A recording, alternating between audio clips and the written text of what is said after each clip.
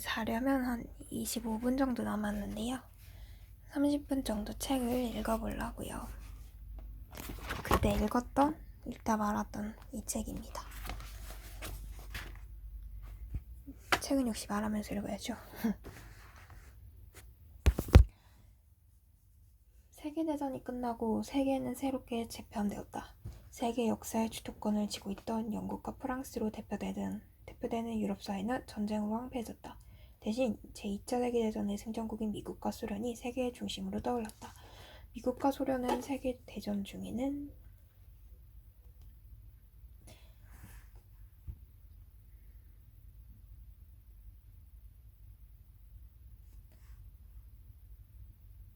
그쵸. 세계 2차 대전 승전국이 미국하고 소련이어서 그들 중심으로 이제 세계가 많이 떠오르게 됐죠.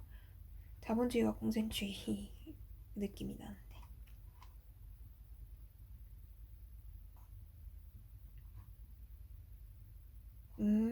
걔네 둘은 독일, 일본에 맞서 동맹을 맺고 있었대요.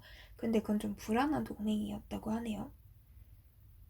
그리고 공동의 적이 사라지자 이질적인 체제로 대결할 수밖에 없었다고 하네요. 왜냐하면 그 둘은 경제 체제가 달랐대요.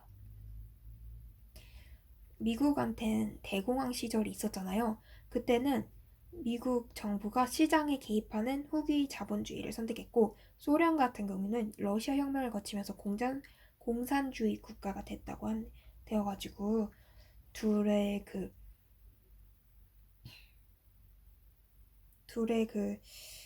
체제가 좀 많이 달랐던 거죠.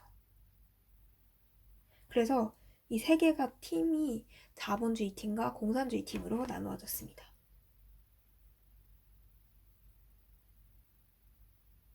자본주의를 지지하는 국가들로는 미국, 서유럽, 일본, 남한, 우리나라가 있고요. 공산주의 국가로는 소련, 동유럽, 중국, 북한 등이 있습니다. 오, 동유럽은 공산주의 국가군요. 미국과 소련 두 나라가 모두 핵무기를 보유하고 있었기 때문에 두 국가가 전쟁을 시작한다는 것은 전 세계적인 핵전쟁을 의미합니다. 그러므로 미국과 소련이 직접 전쟁한다는 것은 쉽지 않습니다. 와우, 현재 미국과 러시아는 대략적으로 7,700기와 8,500기의 핵무기를 보유하고 있는 것으로 알려져 있다네요.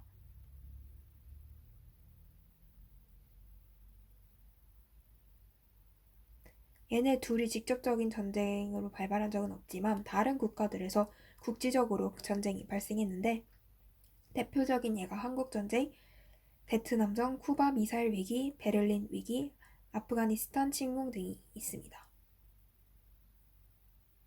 미국과 소련은 전면전 없이 그냥 긴장 있고 갈등 구조에 있고 또 체제 경쟁이 계속되는 이런 상황을 냉전이라고 하는 거래요. 냉전 시대는 세계 2차 대전이 종식된 1945년부터 소련이 개혁 개방을 외치며 해체된 1991년의 기간입니다. 지금은 아니죠. 근데 왜 자본주의와 공산주의는 이렇게 사상이 다르니까 대립구도에 있다는 거 알겠는데 왜 둘은 싸우는 걸까요? 그냥 두 체제가 행복하게 살아가면 되는 게 아닐까요? 그냥 서로 간섭하지 않고. 근데 이에 대해 방공고육을 잘 받은 사람은 이렇게 대답할 수도 있겠죠. 공산주의는 악이기 때문에 북한의 모습을 봐라. 공산주의 국가는 국민들을 억압하고 정보를 차단하며 그들에게 고통을 줍니다. 자유를 추구하는 우리가 그들에게 자유를 줘야 할 의무가 있기 때문이죠. 혹은 종교적 관점에서 공산주의자들은 신을 부정합니다. 신을 부정하는 것 자체가 스스로 악마임을 증명하는 것입니다. 우리는 악마와 타협할 수 없다 라고 말한다고 하네요. 그럼 이 이야기는 맞는 말이기도 하면서 동시에 맞다고 보기 힘든 면도 있어요. 왜냐면 이 비판은 공산주의에 대한 비판이 아니라 독재주의에 대한 비판이기 때문이에요. 또한 아직도 전쟁을 선과 악의 대결로 보는 정근대적인 발상에 근거하기 때문이죠. 일단은 왜 자본주의와 공산주의가 하나의 세계에서 공존할 수 없는지 경제적인 측면에서 설명해 보도록 하겠습니다.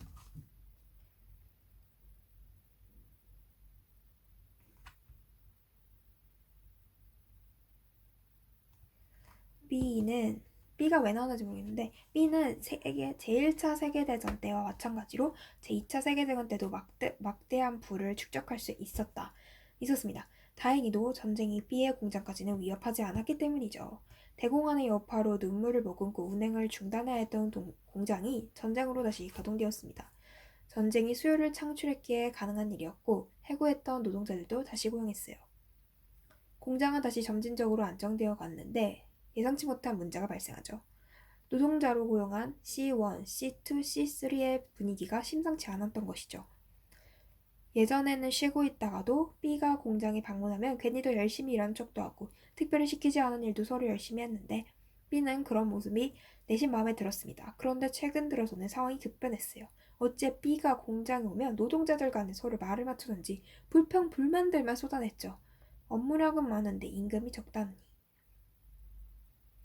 게다가 예전처럼 B 마음대로 노동자를 해고하는 일이 없어야 한다며 누군가를 해고할 때는 노동자 전체와 다시 협상해야 한다는 것이었죠. B는 어처구니가 없었어요.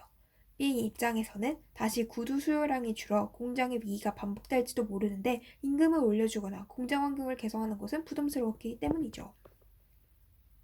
그리고 B가 돈 벌고 싶어서 시작한 사업인데 내 맘대로 고용과 해고를 할 수 없다는 것을 이해할 수 없었어요. 그러다가 B는 우연하게 구두공장 근처에 일하는 빵공장 D와 만나면서 사건의 내막을 알게 되었어요. D는 큰일이 났으며 자신은 망했다고 하소연했어요. 자신이 빵을 수출하고 대신 원료인 밀을 수입하는 국가가 하나 있는데 그곳에서 노동자들이 반란을 일으켰고 결국 공산주의 국가가 되었다는 것이었어요. B가 물었어요. 공산주의 애들은 빵을 안 먹는데 뭐가 걱정이야? 공산주의 애들은 자본주의 국가랑 거래를 안 한대.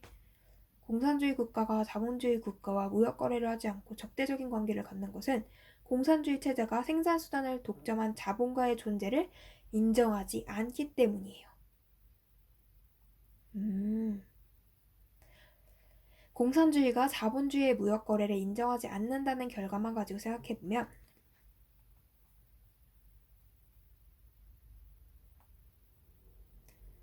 그 공산주의가 자본주의랑 거래를 안 하면 자본주의랑 자본주의끼리만 거래하면 되잖아요. 왜 문제죠? 라는 질문이 나올 수 있어요. 근데 그것이 불가능한 이유는 자본주의의 특성에서 기인을 한답니다. 자본주의의 특성은 앞에서 논한 대로 공급이 수요보다 많다는 거예요. 제공하는 것이 더 많다는 거죠. 그러면 수요를 늘리기 위한 방법은 무엇인가요? 식민지예요. 식민지는 공급 과잉을 해소할 시장으로서 필요하기 때문이에요. 시장 확보가 필수적인 자본주의 입장에서는 자본주의와 무역 거래를 하지 않는 공산주의 국가가 늘어난다는 건 시장이 당연히 축소한다는 걸 의미하겠죠. 시장이 축소하면 수요량은 당연히 감소할 거고 수요량의 감소는 자본주의가 일을 할 수 없게 되는 거고 공황을 의미하는 거예요. 다시 말해서 공산주의 국가의 존재 자체가 자본주의의 위협이 되는 그러네. 근데 이 존재만으로도 위협적인 공산주의 체제의 우월성을 자랑하며 영역을 확대하려고 하고 있습니다. 더 무서운 것은 하나의 국가가 공산주의 사회로 변하는 것이 다른 공산주의 국가가 침입해서가 아니라 자본주의 국가 내부에서 발생하는 일이라는 점이다. 자본주의 국가의 노동자들이 반란을 일으켜 자본가를 제거하고 그들 스스로 생산수단을 공유하면 그것이 공산주의 혁명이다. 그러네.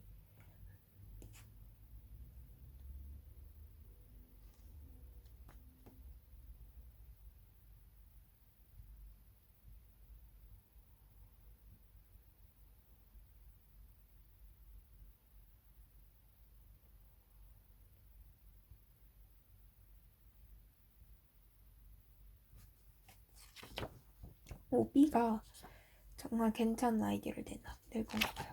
B는 노동자들을 봤다. C1, C2, C3가 불만 가득한 얼굴로 보였다. 업무 시간 외에 부르는 것도 임금에 포함되는 것이는데. 존경하는 노동자 여러분, 여러분들이야말로 진정한 애국자입니다. 멀리 다른 나라에서는 독재자들이 공산주의를 앞세워 국민들을 억압하고 있습니다. 국민들은 고통 속에서 하루하루 힘들게 살아가고 있어요. 그런 와중에 이 나라를 지키기 위해서 열심히 자신의 소임을 다하는 노동자 여러분을 뵐 때마다 저는 감격의 눈물을 흘리지 않을 수 없습니다. 우리의 공동의정인 공산주의만 사라진다면 국가와 기업은 여러분의 수고에 보답할 것입니다. 선조들이 지켜낸 조국을 위해 함께 싸워나갑시다.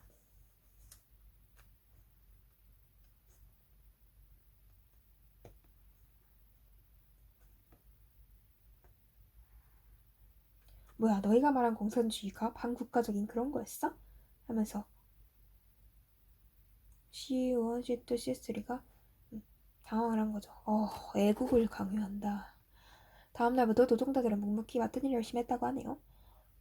국가는 요청된다. 국가라는 개념은 신의 개념과 마찬가지로 지배를 정당화하는 역할을 수행한다. 그리고 특히 애국에 대한 강요는 지배자들을 편리하게 대한다.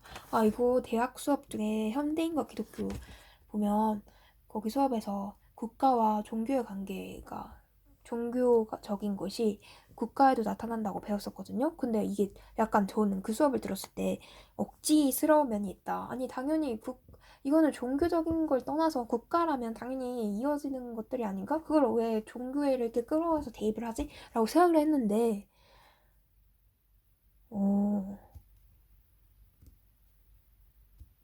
진짜 연관되어 있네요.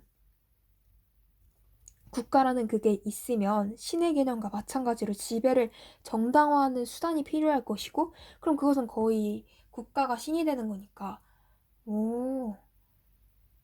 애국에 대한 강요, 즉 신에 대한 어, 사랑 그런 거.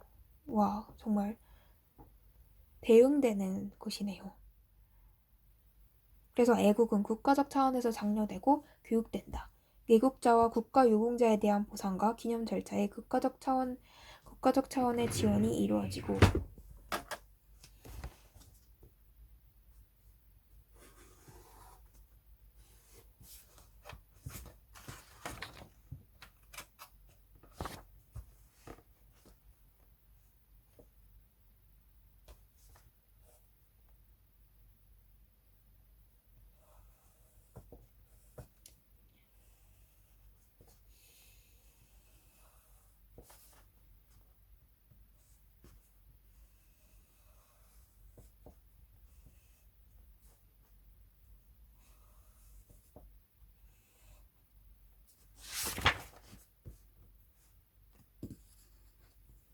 애국자와 국가 유공자에 대한 보상과 기념 절차에 국가적 차원의 지원이 이루어지고 사회는 이들을 지칭하는 어휘를 검열하고 규정한다.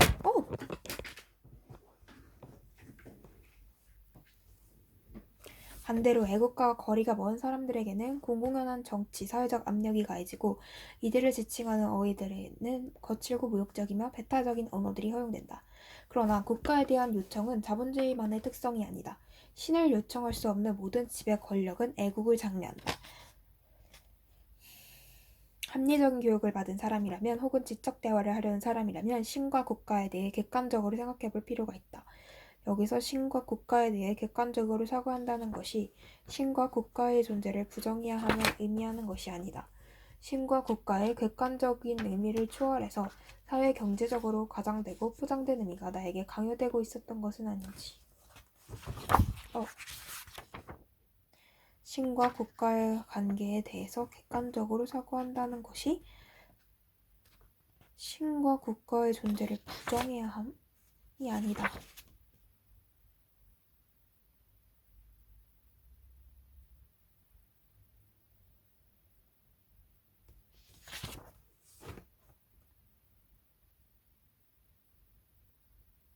신과 국가의 객관적인 의미를 초월해서 사회 경제적으로 과장되고 포장된 의미가 나에게 강요되고 있었던 것은 아닌지.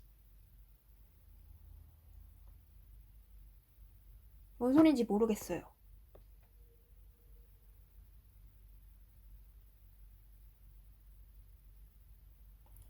우리는 냉전 시대에 대해 알아보고 있다. 냉전은 자본주의의 진영과 공산주의 진영의 대결 갈등을 의미한다. 우리가 물은 것은 왜 자본주의와 공산주의가 대결하는가이다. 그리고 그것이 자본주의 특성에서 기인한다는 것을 알았다. 자본주의는 공급 과잉 문제를 해결하기 위해서 시장이 필요한데 공산주의와 확장은 시장 축소를 의미하므로 자본주의에서 유협적이에요.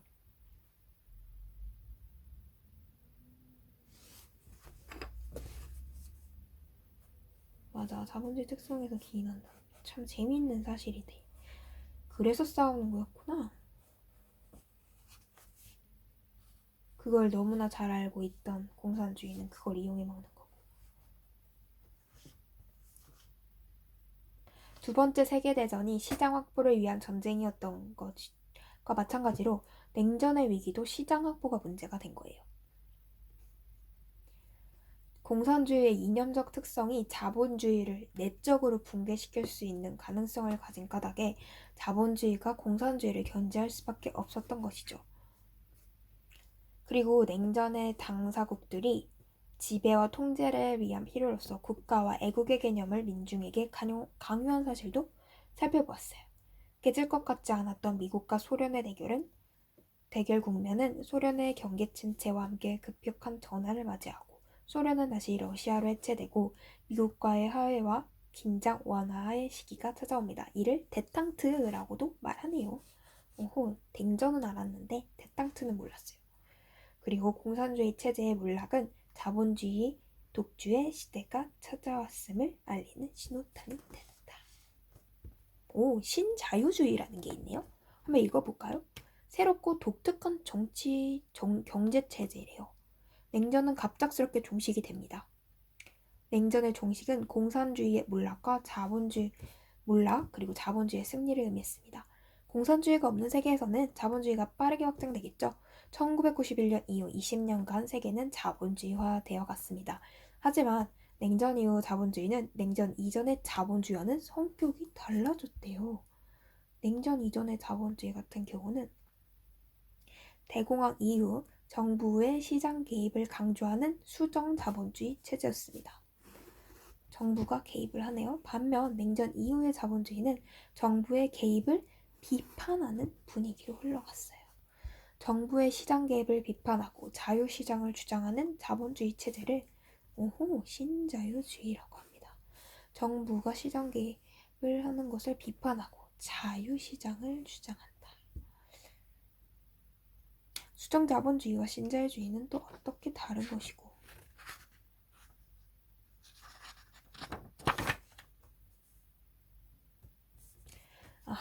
기억해야 할 것은 자본주의의 독주 시대가 얼마 되지 않았다는 점입니다. 왜냐면 1991년에 소련이 해체돼가지고 공산주의가 몰락한 거잖아요. 하지만 어찌되었든 신자유주의는 수세기를 속해온 보편적이며 안정적인 체제가 아니에요. 우리는 탄생한 지 20년에서 30년 정도밖에 안 되는 짧은 경제체제, 수천 년의 인류 역사를 고려할 때 매우 독특한 경제체제 속에서 살고 있는 것입니다.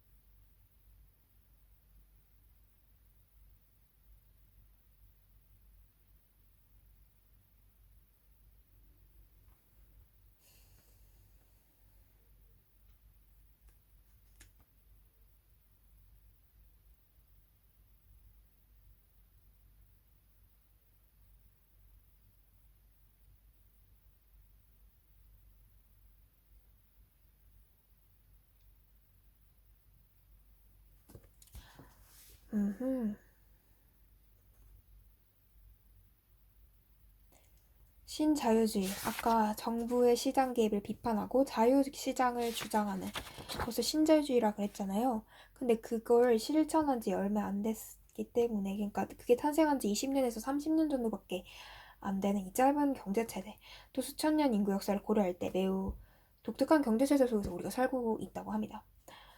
그러네요. 살고 있네요. 사람은 타인이 아닌 자기 자신으로 살아가야만 한다는 인간적 한계로 인해서 자기 자신을 중심으로 세상을 나름대로 해석하며 살아갑니다. 자신이 경험한 만큼 세상을 이해하며 사는 것이죠. 그러다 보니 우리는 과거를 상상할 때 과거의 사람들도 우리와 비슷하게 생각할 것이라고 생각을 하지만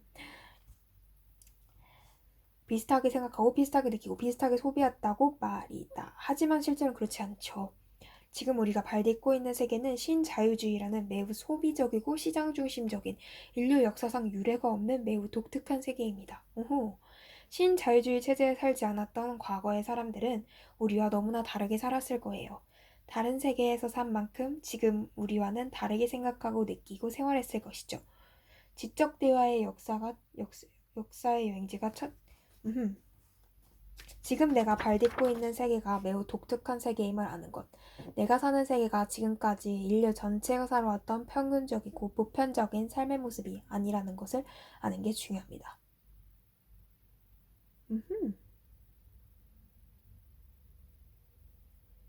역사를 알아야 지금 역사를 알고 또 그 역사를 현재와 비교해 봤을 때 지금 현재가 매우 특별하다는 걸 알게 되었으니 그것이 바로 직접 대화의 첫 여행지의 시작이라고 볼 수 있겠군요.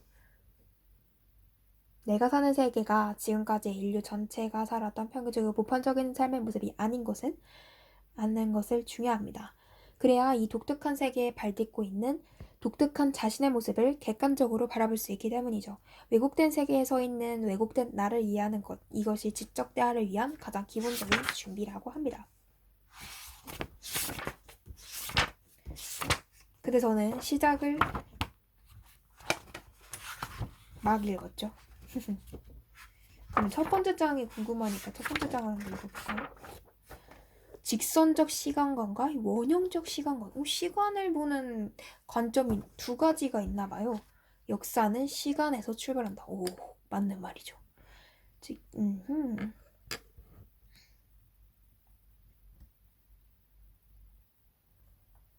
시간이란 무엇인가? 흘러가는 것이라고 대답하는데 시간은 보이지도 잡히지도 않습니다. 혹시 시간은 실제로 존재하지 않는 것이 아닐까? 실제로 존재하진 않지만 우리 머릿속에만 있는 상상의 산물처럼 말이죠. 근데 시간을 단순히 상상의 산물로 치부하기에는 무리가 있습니다. 새 것은 점점 낡아가고 우리는 확실히 늙어가기 때문이죠. 그러니까 시간이 있긴 있어. 왜냐면 우리 늙어가고 물건 낡잖아요. 진짜 신기하다. 시간이 없었다면, 시간이 흐르지 않는다면 저는 젊은 채로 있었겠죠?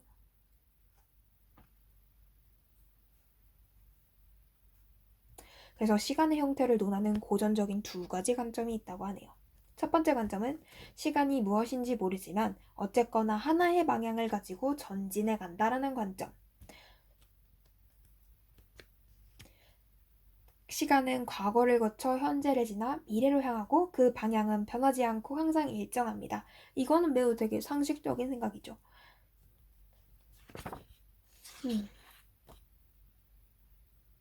시간은 앞으로만 나아가고 절대 뒤로 돌아오지 않는다는 것. 이러한 것을 시간의 불가역적 성질이라고 합니다. 시간의 불가역적 성질에 대한 첫 번째 관점의 토대가 시간의 불가역적 성질은 시간에 대한 첫 번째 관점의 토대가 됩니다. 시간에 대한 첫 번째 관점, 즉 시간이 하나의 방향으로 전진한다는 것을 직선적 시간관이라고 합니다. 직선적 시간관과 대비되는 두 번째 관점은 시간이 순환한다고 보는 관점입니다. 오호. 지옥 같은 아침 출근 시간, 지하철역을 빠져나와 회사에 도착하면서 점심시간을 보내고 또 사무실로 돌아와서 저녁을 집에 가고 다시 또 아침 출근하고 또 집에 가고 왜인지 알 수 없으나 하루는 아침, 점심, 저녁, 밤을 지나 다시 아침이 됩니다. 시간이 앞으로만 전진하는 것이 아니라 다시 되돌아오는 것이죠. 하루뿐만이 아니라 일주일도 그렇고 계절도 그러합니다. 겨울이 지나면 봄이 돌아옵니다. 물론 직선적 시간관에 대한 확신으로 가득 찬 사람은 이렇게 말할 거예요. 시간이 되돌아오는 것처럼 보여도 사실 앞으로 계속 전진하고 있는 것이죠. 겨울이 끝나면 봄이 오겠지만 그 봄은 새로운 봄이지 예전의 봄이 아니잖아요. 저도 이렇게 직선적 관점에 훨씬 더 제 생각 비중이 큰 것 같습니다.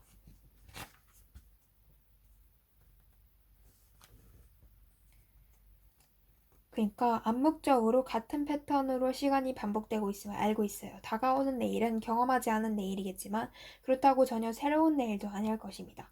이렇게 시간이 되돌아오길 반복하는 것을 그렇게 시간이 되돌아오길 반복할 것이라는 관점을 원형적 시간관이라고 합니다.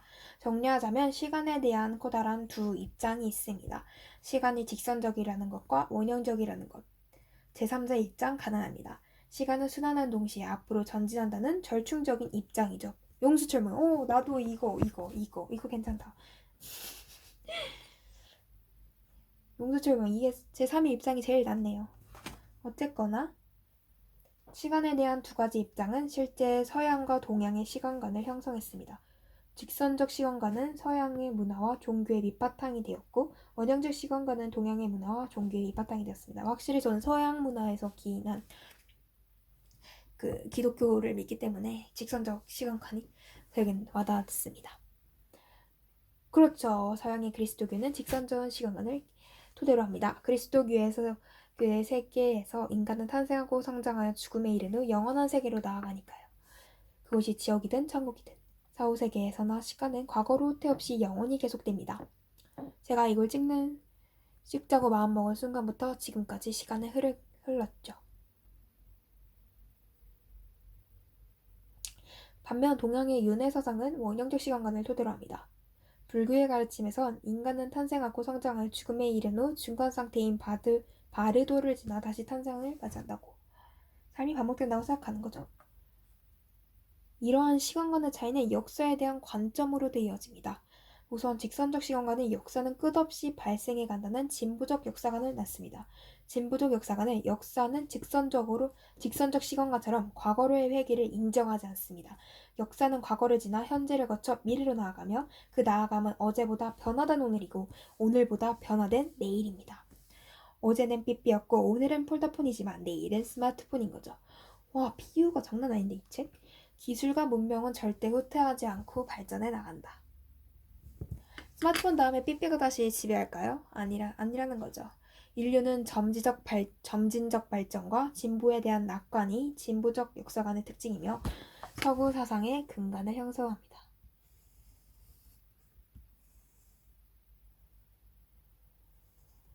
미래는 더 나을 것이라는 낙관적인 생각. 다음 원형적 시간관은 역사가 큰 틀에서 반복된다는 점이에요. 역사는 발전과 진보를 지속하지 않고 발전과 퇴보를 반복한다. 동양에서의 혁명이 언제나 왕의 성씨가 바뀌는 역성혁명일 뿐 백성들의 삶의 방식이 근본적으로 변화하거나 발전하는 것이 아니었다는 점에서 그렇게 쉽게 이해할 수 있겠네요. 그렇다고 순환적 역사관이 구시대적인 산물인 건 아닙니다. 기술 문명의 발전을 자랑하는 직선적 역사관을 가진 사람에게 순환적 역사관을 가진 사람은 이렇게 물을 수 있죠. 어제는 삐삐, 오늘은 핸드폰, 내일이 스마트폰인 건 인정합니다. 그래서 오늘은 어제보다 더 행복해지셨습니까? 과연 고려시대 사람들보다 오늘의 내가 더 행복하게 살고 있다고 확신할 수 있을까요? 몸에 걸치고 손에 쥐고 다니는 것은 변한 것 같지만 먹고 마시고 사랑하고 갈등하며 사는 삶이란 무수한 시간을 반복해왔을 뿐 그다지 발전한 것 같지는 않습니다. 저는 동의하지 않아요. 이 말에 대해서는. 저에게 비판적인 시각이 갖추어지는 것 같네요. 왜냐하면 저는 이렇게 생각해요. 저는 더 행복하게 살고 있어요. 진보되고 발전돼 나가는 것이 우리가 더 행복하기 위한 어떠한 몸부림이잖아요. 작은 몸부림이라고 할지라도 우리는 행복해지고 있어요. 그렇게 생각하는 것이 아니라 솔직히 고려시대 사람들에게 지금 우리 세계로 살아서 한번 살아볼래? 둘 다 살아봤는데 어떤 거 고르래? 하면 여기 고르겠죠, 당연히. 그러니까 우리는 행복한데 우리가 약간 행복을 느끼기에 너무 익숙함에 쌓여가지고 행복한 것을 모르는 것이 아닐까라는 질문을 제가 역으로 던져드리고 싶네요. 이 책에 대해. 지금까지 네, 좋습니다. 이거 지금 제가 연습하고 있거든요. 비판적으로 생각하는 거. 그러니까 너무 쥐짜고 달려들지 마시고요. 그냥 그렇구나 하고 넘어가시면 돼요. 왜 인류의 역사에 대한 짧고 굳은 여정을 앞두고 왜 시간에 대해서 알아본 것일까요? 그러게요. 시간에서 파생된 역사관의 두 가지 얼굴을 확인하기 위해서입니다. 방금 살펴본 진보적 역사관과 순환적 역사관 말이죠. 두 가지 역사관 중 이제부터 우리가 인류의 역사를 설명하는 틀로 사용할 역사관은 진보적 역사관입니다. 다시 말해서 앞으로 우리가 알아볼 역사는 발생한 사건들의 단순 나열을 넘어 하나의 방향성을 가지고 전개되는 역사의 흐름이 될 것입니다. 하나의 방향성. 본격적으로 인류의 역사에 대한 시간 여행을 떠나봅시다. 이러면서 자본주의의 특성에 대해 나오는데 오늘은 냉전체제 그리고 신자유주의, 지금 제가 살고 있는 신자유주의에 대해서 알아봤습니다. 신자유주의는 정부의 시장 개입을 비판하고 자유시장을 주장하는 자본주의 체제였고요. 자본주의와 공산주의가 싸우는 이유는 자본주의 특성에서 기인한 것인데, 자본주의 같은 경우는 시장이 이렇게 자본주의는 수요와 공급 패턴에서 수요가 더 많은 곳이에요. 수요가 많았나? 공급이 더 많았던 것 같은데. 공급이 더 많은 곳이에요. 공장이니까 공급이 더 많은 곳인데 그 팔 곳이 없어. 그럼 팔 곳을 만들어야지. 그게 바로 식민지거든요. 근데 그 식민지가 점차 없어지게 돼요. 왜냐면 그 땅들 그러면 자본주의 세상에서 자본주의 사상을 가진 자본주의 땅들이 많아지면 그래 많이 팔면 돼요. 너도 자본주의? 나도 자본주의. 그럼 우리 서로 팔자. 근데 공산주의 같은 경우는 자본주의가 그렇게 되면 성장한다는 것을 잘 알고 있기 때문에 그런 틈을 내주지 않는단 말이죠. 그러면 공산주의 국가들이 점점 많아질수록 자본주의는 나 이거 엄청 많이 만들었는데 팔아야 되는데 어디다 팔지? 약간 이런 게 많아지니까 그러면 그 내부에서 결국 갈등이 일어나고 노동자들의 갈등이 막 일어나는 거죠.